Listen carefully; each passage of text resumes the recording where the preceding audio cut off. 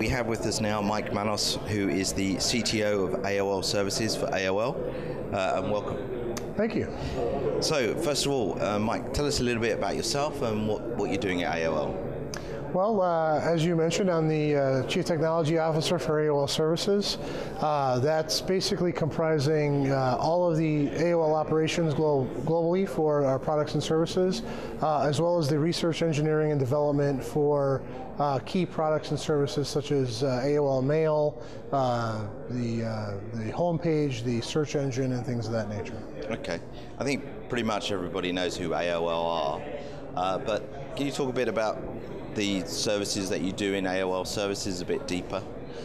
Sure. I think, to answer your question first, most people, I think, at least in the States, associate AOL as a dial-up company for internet services. And the company itself has been going through a very rapid change to reinvent itself as a content and advertising company, a technology and media company, if you will. And that's actually introduced lots of significant change inside the company, both in terms of our technology, our approach, and how we interact with our users. So my role specifically is not just defining and creating that user experience across a bunch of our key products and services, but it's also about making sure that those products and services remain operational 24/7 all over the world. Okay, great. I've got some questions here for you today, and the first one being is, what do you see as the fundamental challenge for data centers today? I think perhaps the most fundamental challenge for data centers today is actually the increasing complexity of the portfolio of things that the data center manager or the data center professional has to manage. They're managing their traditional data center environments. They're managing the increasing addition of new services such as cloud services, infrastructure as a service.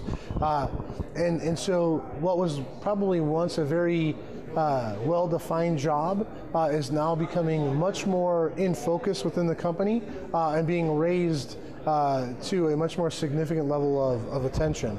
I like to joke that it's kind of going from the basement to the penthouse in a very short period of time in terms of the problems that the data center manager has to solve for, both from a technology, process, and an overall external view, things like regulations, things that they're going to have to manage to. It's a very significant time of turbulence for a data center manager. Okay. Pressure remains present for public companies to assure clean energy strategies. How difficult is that to achieve? I think, depending on where you're at, it can be very difficult. I think from an energy strategy by and large, you're looking at a situation where your data centers are currently located from a legacy. Again, this has never been a consideration in the past. And so you did the data center site selection in a much different way. Maybe your data center is in a great place for renewable energy, maybe it's not. But that type of pressure is driving all sorts of interesting decisions within companies to outsource, to move to new data centers, driving an increasing amount of workload into the data center environment, into the data center professional. And in some cases, the ability to move or fundamentally change those energy statistics or metrics that the data center manager is being faced with is very hard or almost impossible to change. So companies need to understand that this is going to require sort of a change over time. It's not something that can happen immediately, but it is a significant challenge being thrust into our industry. Okay. And one of the last questions here is, do you see new energy sources like wind, solar, geothermal, etc. becoming mainstream in the future? I think so. I think there's not going to be one technology over the other. I think what you're going to see is an infusion of different mixes of renewable energies into the grid systems. And so sort of by default, all of those will start to contribute more and more significantly to the generation of energy on the grids and become a much more significant source of energy for companies, regardless of where they are. The challenge is going to be really adoption and how quickly some of these technologies are going to be ready for mainstream or large-scale use. And that's going to be an interesting balance probably for the next, at least the next 10 years, if not more. Okay. Another question for you, Mike. Cloud services is very much talked about. Is it now? Is it in the future? Are data centers prepared for this? Are they preparing now, or if they need to do some additional work for the growth of cloud services? So I'd like to get your view on that. Yeah, I think it's definitely going to be some significant amount of work, and it's going to be happening to some degree. You're going to sort of phase into the cloud.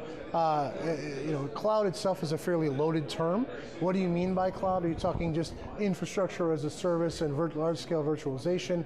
Are you talking about taking on sort of niche application responsibilities or outsourcing niche application responsibilities? And I think what you're going to see is that the adoption of the cloud will be really focused on what are the parts that a business might have critical need for immediately. If they're capital constrained, they might go after infrastructure as a service.